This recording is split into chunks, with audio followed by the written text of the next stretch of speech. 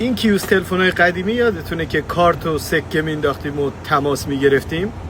در حالی که فکر میکردیم نسل این کیوسکا داره منقرض میشه، حالا تو شهر نیویورک همون کیوسک ها با یه نسل جدید و با یه تکنولوژی جدید دوباره برگشتن به سطح شهر.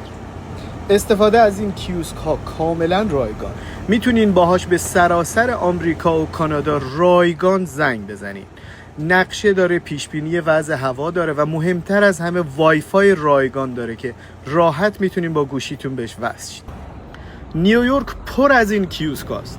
سر هر 4 راهی ببینید یه دونه از این کیوسک ها گذاشته. نگاه کنین اینجا.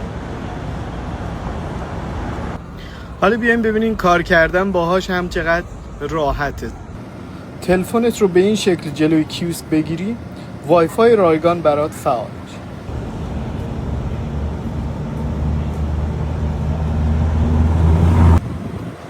به همین راحتی هم میتونین زنگ بزنین. بذارین یه شماره بگیرم، نامحدود.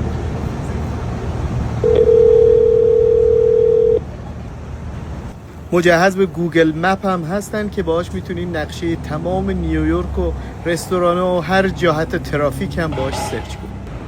اینم از کیوسکای نسل جدید.